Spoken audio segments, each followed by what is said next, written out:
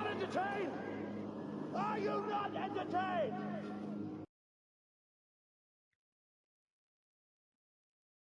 Hey, what's going on, family? This is Ty from No Picks Podcast.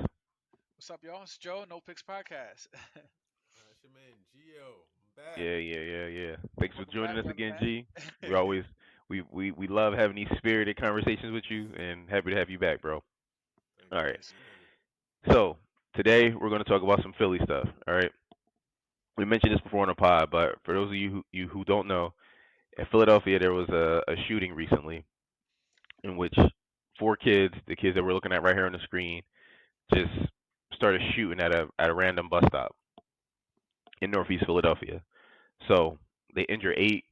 They injured eight students in that senseless act of violence. So we're gonna play this clip, and we're gonna learn the fate of these guys. All right. Captured the fourth suspect in a mass shooting at a SEPTA bus stop where 8 Northeast high school students were injured. U.S. Marshals say the search for 17-year-old Asir Boone led them to south to Virginia, where Boone was in hiding after the shooting nearly 2 weeks ago. This is the 10 o'clock news. I'm Jason Martinez. And I'm Sheba Russell. Boone is now awaiting extradition back here to Philadelphia. And Shawnette, you spoke to the U.S. Marshals about Boone's capture and time on the run.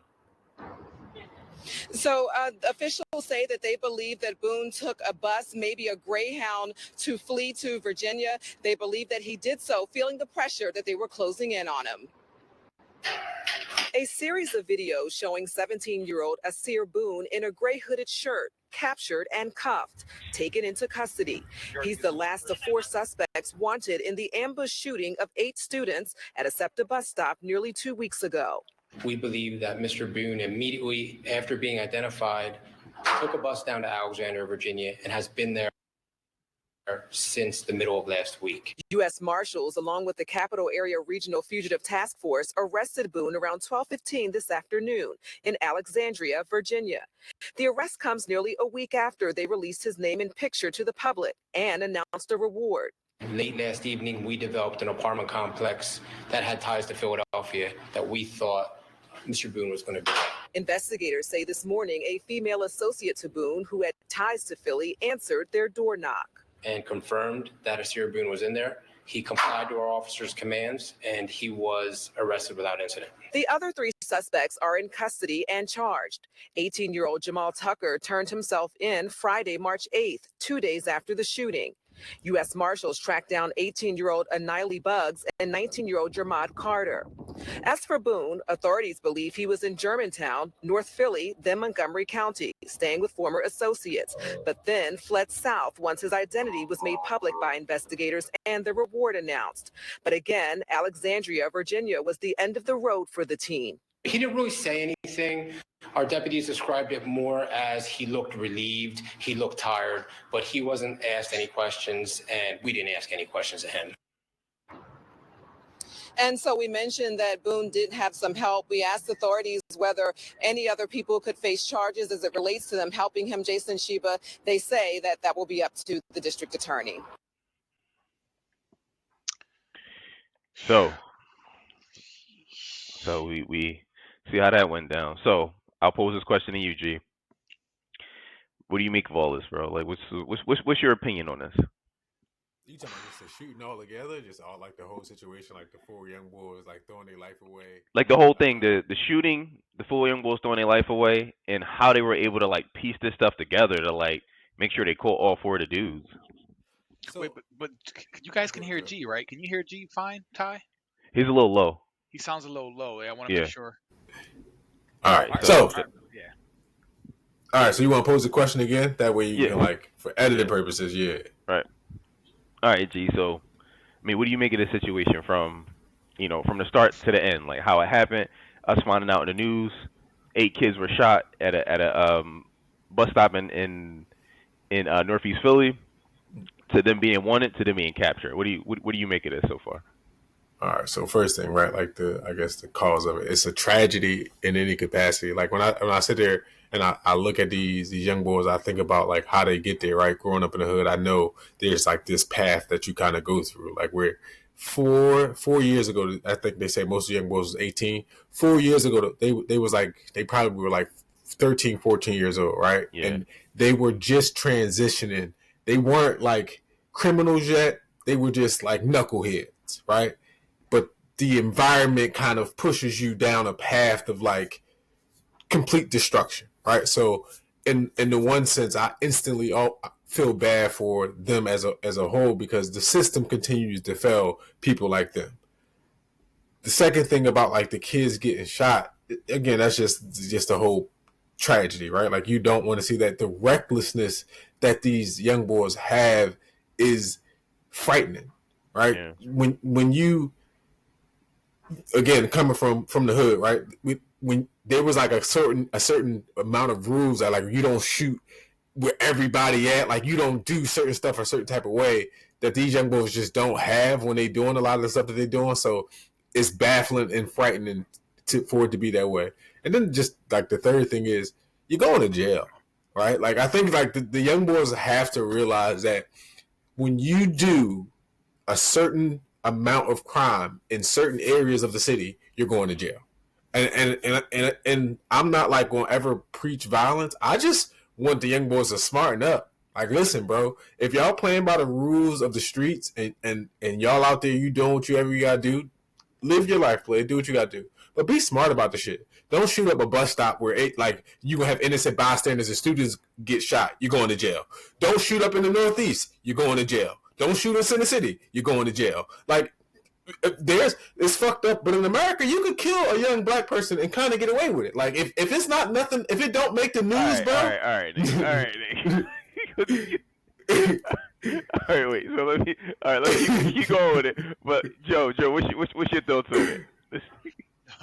I'm with G on this. It's definitely a travesty. I'm hurt. But while we were watching it and before we were talking about it, like I said, I worked in education for like maybe 8 or 9 years before I do what I do now. And when I saw the picture, the mugshot of all 4 people, of all those 4 teens, like it breaks my heart, bro. I used to work in education with kids who look exactly like them. Like Asir Boone, like all these names. I'm like, I used to serve these kids. Like these look like my babies that I had years ago when I was in education and nonprofit. So it breaks my heart. And it's like, they look like regular kids from around the way. You know, they don't look like specifically like thugs, or they just look like kids from around the way. And it's sad.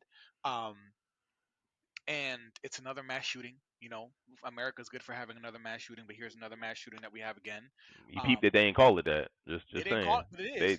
They ain't calling it that. They didn't, but it definitely counts as a mass shooting. I mean, 8 Yeah. people hurt, like Well, shot. if like the 4 dudes were white, it'd be a mass shooting. That goes back to my point. You can kill young black people, bro, and get away with it. Like it's not the same, bro. But it's young black people killing other young black people. Like it's just No. like. Yeah, good. Continue. It's young black people killing other black people. So it's not. I mean, I failed to see. All right. So let me go with my spiel. But okay. Before you go, just remember that like those other like mass shootings are just white people killing white people. And it's not a thing. So like it doesn't matter. Well, like when a bunch of people get killed at one time, it's a mass shooting no matter what. It's just how you say it. Okay, but the problem is, but the words matter though, right? The words do matter because mass shooting is like, damn, this shit crazy.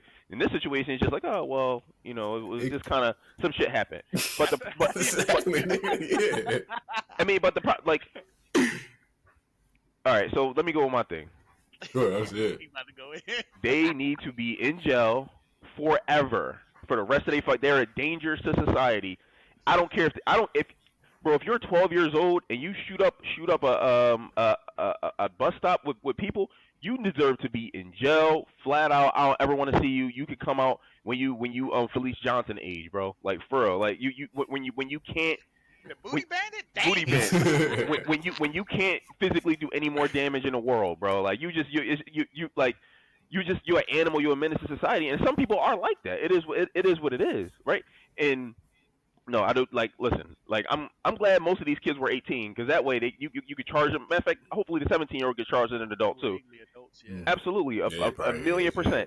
Y'all are dangers to society, and anybody that helped you as a family member, if your mom let you come back in the house and gave you some hamburger helper, she deserves some time too. Everybody needed there needs to be like a clear precedent, like something like this is going on. If these kids are wanted for these things, there needs to be consequences immediately, bro. Like straight up.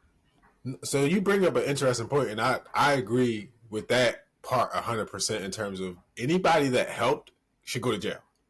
Right. Because that precedent of like, yo, you do something like that, right? You go out there, like you do this brazen ass crime where you like, I'm a goon, I'm a savage. All right, then go to jail. Go to jail. Like if they catch you, just go to jail. Like don't do all that running shit. Don't do all that. Like no, like eat that. Like no, like I'm a savage. I'm gonna go in there. I'm gonna beat a man. Go to jail. Go ahead. Because anybody that help you, bro, like you going to jail too. Because that's a part of the subculture with crime in Philly, right? Is that like that no snitching thing, and then this person gonna beat around. There are a lot of crimes in Philly that the cops know who did it. It's just proving it in the court of law, and you need witnesses, you need evidence for shit like that. So people gotta understand that. Like, so the whole culture of like no snitching. That's why this shit persists. Them young boys are so brazen because they like ain't nobody gonna tell on us. Yeah, ain't nobody gonna snitch. Yeah, right. Cause somebody know, like if you was beefing with somebody at the school or like you didn't randomly just shoot up the bus stop. So like there's some connection to you to this crime. So there was one of the kids, I think it was the third kid that got arrested. I was watching one of the YouTube clips, and they were saying that when the cops raided this kid's crib, he had like the gun that was used in like a closet somewhere. So he brought the dirty gun back home. Back home. He didn't try to toss it, get rid of it. With his mom or grandma or whatever. It's like people have so little control over their kids, bro. How don't you know that there's a gun that's like part of a murder or a crime in your house, in your closet?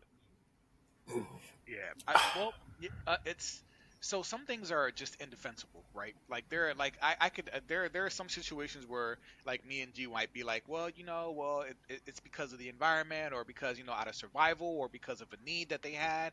You know what I mean? Like I say, one of my favorite bars from Tupac is, "I never did a crime I didn't have to do." And that was in the track Changes. And then he hit that bar, and I was like, that's real. He's like, I never did a crime I didn't have to do. So some people do things out of survival, because of necessity, but like some things are just indefensible, right? In any color, any race, it don't matter what age. You go out there and shoot 8 people and just start firing off into the public at a bus stop, it's indefensible, right? So for me, I agree with Ty in that I'm like, no, go to jail. You make a grown-up decision. You face grown-up consequences. That is exactly what happens. You do grown-up stuff, you face grown-up consequences. And for me, it's just like there's no other way this could have played out. So you're right, G. Like, why run? Once you start busting out into the public, there's no other way this is going to go. They're going to find you. You're going to jail. Like, there's no other alternative. Like, you can be hiding for a while, or you can take your life, which some people do, which I think is the cowardly shit. Like, you were brave enough to go out there and bust in public, but now you're going to take your life because you can't do the time. That's some pussy. Now, that for me, that's bitch shit. Like, do the time. You know what I mean? Like, you did the crime, you do the time. So I don't know. This is sad though, because to Gio's point that he made earlier, somebody failed these people, right? I want to say kids, but 4 of them are 18, so legally they're adults. You know what I mean? But for me, like at 18, you still don't know how to be an adult. So for me, the fatherly instinct of me says these are kids, but somebody failed these young people, all 4 of them. At some step of the way, somebody failed them, and I'm like, they didn't just pick up guns overnight and decided, like, this was a process that happened. It's something that was happening. It was conditioning that was happening years ago. That I don't know, man. How do you? It's a part of the culture. It's not. It's really not that. It's not rocket science. It's a part of culture. Like that shit is cool for us. It's cool for our culture. Wow, this is lame, bro. But it is. So Ty, you said something about the parents and how don't you know? I think it goes to the point where how we look at it in our culture. A 16, 17-year-old man in the black community is looked at as a man. When you 16, 17, Ty, you 5'11", 170 pounds. You a man. Joe, you know what I'm saying? Like when you 16, 17, how you perceived in your family, everything changes because as your body get that like kind of grown man stature, you looked at differently, right? The world looks at you differently. You more of a threat. That's something I think about my son. My son like 5'11", and I'm like, yo, if you don't know my son and you just look at him, you may think that he's actually like a man. I'm like, no, he's a boy.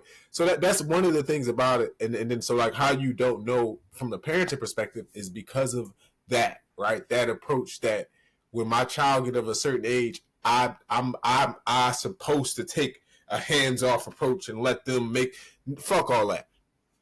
And that like Go ahead, Joe. I was gonna say that works if your parenting was already taking place, if you were already instilling positive values, if you were already putting that works if you do that. You can do autopilot when you give them a foundation, but if you ain't do none of the parenting and put none of the work in, you can't let them just fly solo when they don't know what the hell they're doing. They don't have any values instilled in them. They don't have any positive aspirations. They do just so like the fucked up thing with the culture, bro, is that these people are parenting.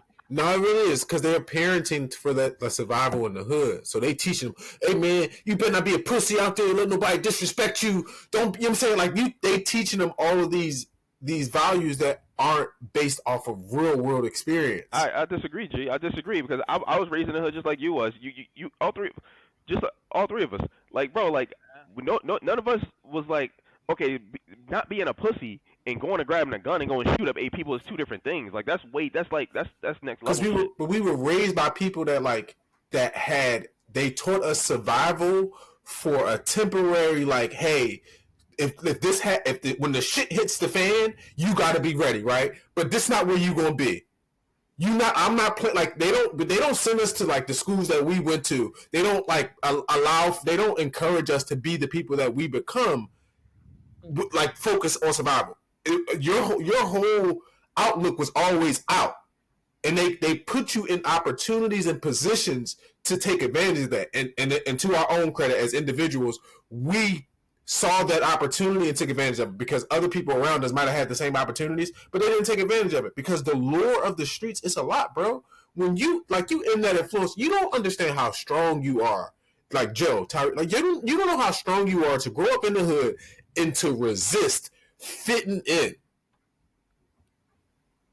That shit is hard, bro. Bro, I fit in for the most part. I wasn't a leper or nothing like that, but I just when niggas was like, I'm about to go do this, I'm about to go do that, I'm like, okay, I'm not going. Like I'm not doing that.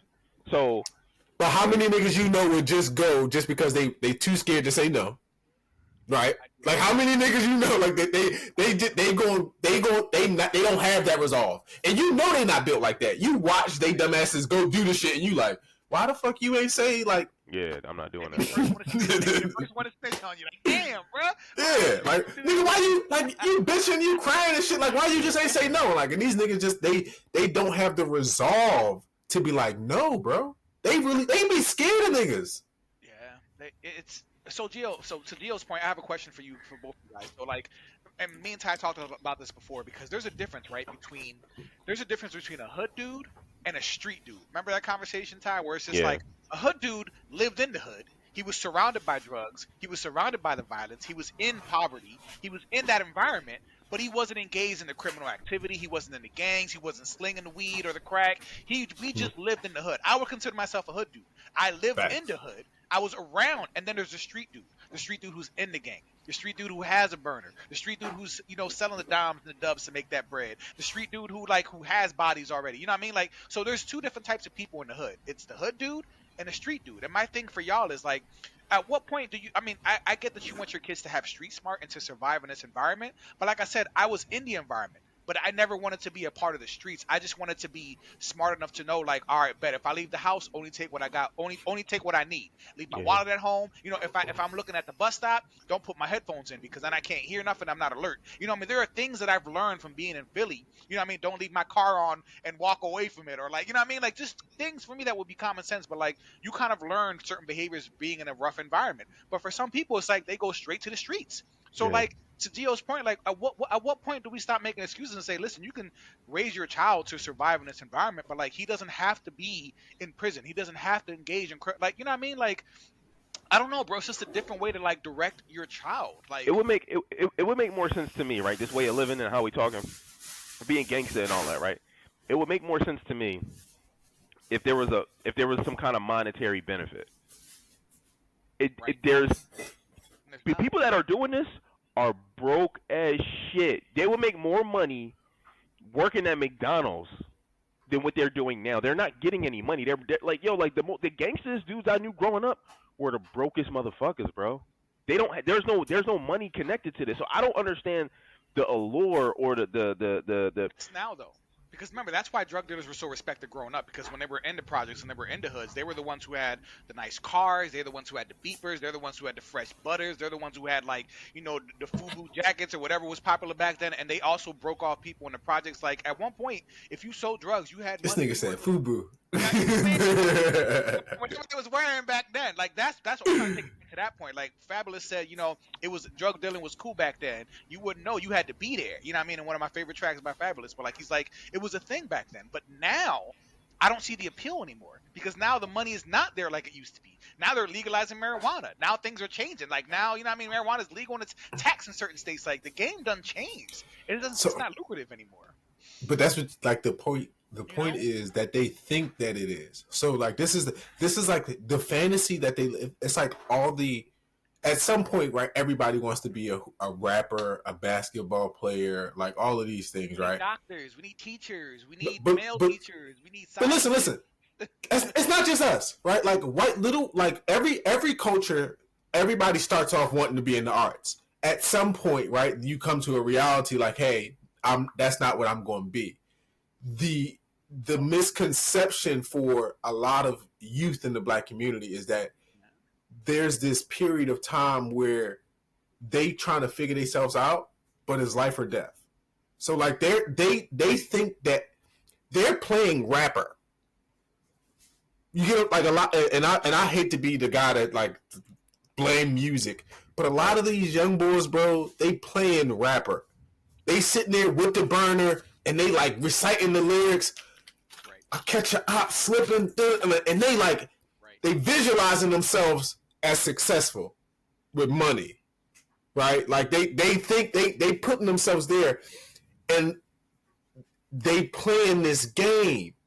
They like there's no way that them young boys like knew how much time they about to get, and they still did that shit. There's no way. Like if you could tell them like, hey, you're going to go shoot up these young boys. You're not going to kill who you want to kill. And you're going to do 50 fucking plus years in jail. They wouldn't do it. And do we know what the reason was? Like, not that it justifies the action. They were saying it was some like retaliatory thing, like somebody in their neighborhood got shot at or shot, and then like they responded or whatever. That's what the cops were saying. That's what one of the detectives were saying in Philly when I was watching one of the news things.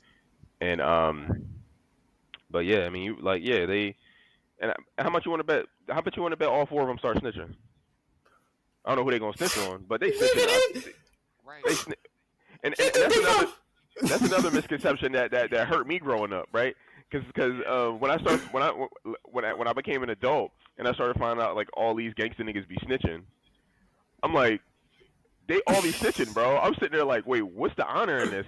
I always told him like, all right, nigga, you catch this charge, you know what? You take this 20 years, you get back out. No. He's snitching. He's getting 5 years. He'll be back out. He's snitching on you so he can get 5 years and leave the 15 over there somewhere. This nigga is snitching, bro. Federal informant. He don't just snitch to like regular cops. This nigga's a federal informant. He's actually telling on people. He's telling on people that like this nigga's he's bigger than a regular cop at this point. Like he cleans up more crime than a regular fucking cop. Fucking Scruff McGruff. Yeah. But the reality of it is not. There is no loyalty in it, bro. There's no loyalty. Bro. You watch First 48. As soon as they get them niggas behind them bars, they be like, man, in that little room, they be like, man, he disrespected me. They be like, bro, like, you know you about to get some time. They be like, wait, what? Right. I'm going to jail? Right. Yes. Okay. Listen, I know where his mom stay. I know. Listen, I got his EBT card. Niggas is snitching, bro. Niggas is straight up snitching. But yeah. But one of the points that G made earlier too that I want to make sure I touch on is this idea of like the streets have rules, right? And this whole thing is like you're living by the streets' rules. In my mind, I'm like, bro, the streets, and I believe you. You know, there is some kind of code, some unwritten book of street laws. But in my opinion, it's just like, yo, when you're in the streets, there are no rules. It's like war out there, and war is war. Yeah, they might do some international criminal stuff or things we shouldn't do, but like war is war. I'm going to kill you, however, with anything, with however possible, any means necessary. Like for me, when I think about the street stuff, I'm like, there's no loyalty and there's no rules. People be trying to make up these rules, but I'm like, are people going to follow them? it only works if people want to follow these rules. So I'm like, it's a joke to think that people abide by these rules in the streets. Like, there's no loyalty to the streets, man. All your favorite rappers be snitching. Everybody Takashi 6ix9ine wants to They get all booked. be snitching, bro. They all be snitching. Everybody go to 6ix9ine fast. But so the problem, the reality of it is that a lot of these people put themselves in position. So like you said, the difference between like a street dude and a hood dude, right? Yeah. The street dude now is just one thing, where before it used to be broken down. There was the street dude that was a hustler. Right. This nigga just make money. He'll sell bitches, drugs, like he'll sell whatever come across his way. This nigga's a hustler. Then it was the take money nigga. The nigga that like he's going to rob any and everybody. That like he don't want to work hard. He wants you to work hard. He's going to rob you. He's not a killer. Like he's not a killer though. He wants you to keep getting money. It's just don't fuck with him because he will kill you. Right. Then it was just the savage killing motherfuckers. That these niggas is they destructive. These niggas just out here. They don't give a fuck. They'll rob. They try to sell drugs, but they don't. They're not really good at it because they destructive, right? But they were like different tiers of it. Niggas now think like drug dealer or street nigga is all one. So like they especially in Philly, if you a street nigga, you gotta be the toughest nigga ever. Like you can't nobody say nothing to you. So it's not like if you selling drugs, if a nigga come like, yo bro, like all right, I'm trying to get down, or like I was hustling. If you start selling drugs on the block you lived on, these niggas gotta get off the block. This is my block. Why? So before it was like compromise, it was shifts, it was different because hustlers knew you don't fuck up the money on the block. Right. So like we not shooting, like nigga, we can't. I don't give a fuck how much. If we shoot it out on the block, neither one of us making money. So it's the bunching of roles, right, and the lack of you said the rules that there's nobody to enforce the rules. Right. So like I think we talked about this before. Like there was always in the hood like hierarchies and shit. They were men. The lack of men presents the lack of accountability. Right. And that's a great point, Gio. Now, because our young boys and our men now are so much weaker than those in the 90s and the 80s and before us, because we've talked about this so many times, Ty, like, men are just fucking soft, men are weak, they're feminine, they're emotional. Because we got these men now playing gangsters, now we got shit like this happening, man. We got these little boys, these feminine-ass boys, like, getting their feelings hurt and shit. Like, these are the type of men who are now these gangsters, these wanksters, whatever you want to call them. But, like, that's scary to think. It's scary to think. Let me ask y'all, are y'all cool with the DA in this case giving all four of these guys life? Oh, that's dark. That's dark.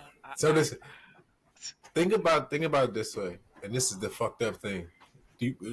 That's a perfect question, Ty, because it goes back to how we look at black men in America. These men are 18 years old. Think about how much dumb shit you did at 18. Not like right? this, though, bro. No, you're conflating shit that don't. No. Listen. All things considered, right? All things considered, is your dumb affected like different dumb because like our drunk driving dumb could have possibly killed more people. Right, like you get what I'm saying. Like there's I think that person should go to jail too for a long time. Absolutely. No, true. No, absolutely. I'm not disputing. No. If you drunk and you drive and you hit 8 people in a car and you kill them, you should go to jail for a really long time. You're a danger to society, whether you're black, purple, white. I don't give a shit. Well, but I'm just saying that like when we look at it, there would be more of a like, damn, that's fucked up. He made a mistake. I would think that, but. The reality of it is, and it goes back to the thing of like the system failing them. Yes, it's fucked up and it's extreme, but not where they come from. Like literally, if the thought process for them is that like they had no other choice but to retaliate this way. And but gee, that's a crazy way of looking at it though, because it's like, okay, so I could. It's such a mess, man. So it just seems all right. So I'd say no. I'd say give him like 30 to like 40 with the possibility of parole because no one died. That's the only reason, because there was no one died from what I hear. People got shot, people got hurt, but no one died. So maybe give them a chance that maybe like with good behavior in 30 or 35 years. But in my mind, I'm like, I don't want someone who's capable of doing this and who did it to be out there in the streets. Bro, they're a danger to society, bro. Like they're a legitimate. Streets anymore. They're like, they're a danger to society, bro. Like they're a literal danger to society. Like I'm not talking figuratively, like at all. Like true story. Look up the boy Will Little. He's a local guy from Philly. He killed somebody when he was like 19, 20 years old. He served time in jail. He's now a speaker. He helps like motivate people with through emotional intelligence, hold seminars, travel the world. He's a murderer though. The dude that worked at Comcast, I think he was like a murderer, and he like hit his. Remember, y'all remember that in the news? It was a guy like he like became an executive for like some type of.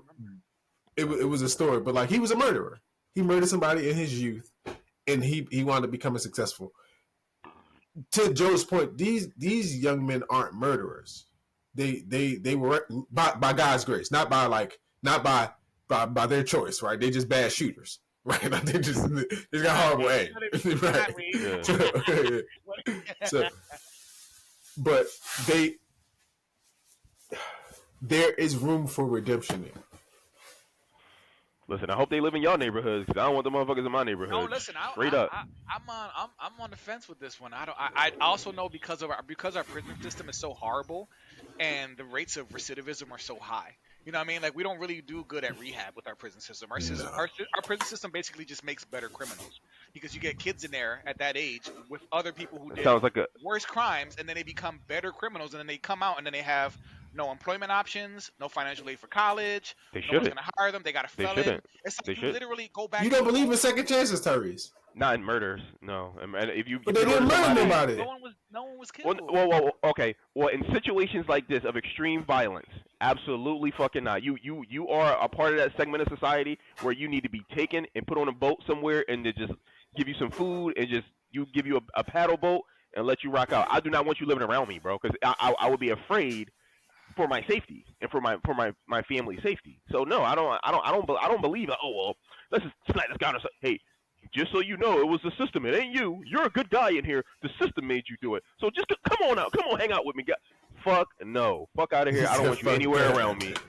But listen, I hope like-minded people hang with like-minded people. I hope all the people that think that shit are in the same vicinity, so that way they can victimize each other and leave everybody else the fuck out of it. Straight up, like. You say go ahead, Gio, go live with them niggas, huh? Live with them. If y'all want to, Joe, if you want to live with them niggas in 30 years, be my fucking guest. If somebody come like, hey, you want this kid 40 years from now to live next to you, sign this paper, because he did his time, I'm gonna be like, I am not signing this. Get the fuck off my porch. Fuck out of here. There could be murderers living next to you, like child murderers living next to you. I said if I had a choice, I'd be like, I don't want this person living around me. That's why you don't got a choice. That's discrimination by the definition, nigga. You probably would you let trans people move next to you too? I mean, if they kill someone, no. No, yeah. or try to kill someone, no. I don't fuck with you. Sound good, fuck yeah. I don't listen. Like, all right, well, listen. Well, we had a lot of thoughts. The conversation went everywhere, and I'm glad we had this conversation. But like, maybe we should like give some final thoughts on this issue, like, so we know I don't know if G agreed that we should just give him life, but yeah. No, G think they should get out tomorrow. Like G like, nah, fuck it. Why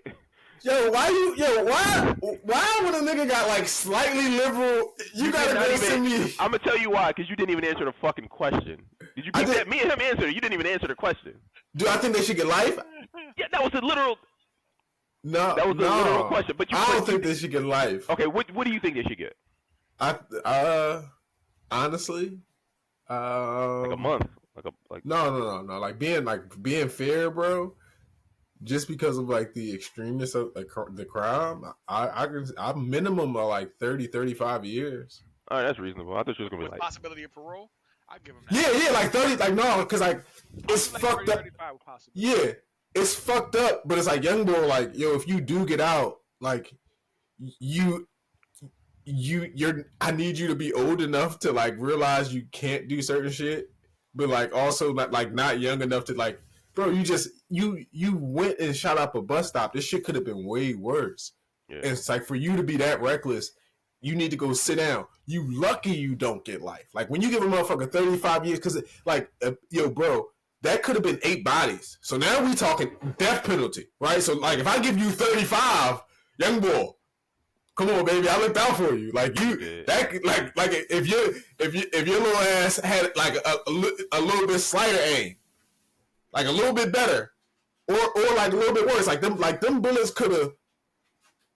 So if I give you 35, that's fair. And then you could cut, like, you might have a chance at a second life. You might be like 50, 60 years old. Yeah. And you got to, like, if you want to live 30 years of your life, like, you might got a chance. But don't nobody owe you that. Because we can just roof you. I can just roof you. Right. And there's also families of the victims. There's families of the victims. There's the people who got shot. Like, there's a whole other side of people who were the victims of this violent Right. act. And it's like, where's the justice for them? You know what I mean? I want to make sure that there is justice for them, you know? So this is messy, y'all. I'm glad. My final thought is, I mean, I think 35 years is fair. I would push it a little further because I would be terrified to live anywhere around these people. So, life. Give them life, and you know, make sure they're able to get their hot Cheetos and Vaseline. They chi-chis. And they chi-chis. And stay away from me. Stay the fuck away from me. Well, I'm with you, Ty. I think I'm with 30, 35 with possibility of parole, but this is a mess. So there has to be justice for the victims. That's the big thing. So let's open it up to the community. Community, we're talking to y'all now. What do you guys think of this conversation we've been having with Gio and Ty? How do you feel about the situation? Chime in. We're gonna keep talking more Philly stuff, keep it local, something from time to time. And with that said, if we're good, fellas, y'all be safe out there. Like, subscribe. We on the move. Yeah. And until next time. Check us out on Instagram too. We just made our Instagram. IG popping. Yeah. You got the IG popping. Okay.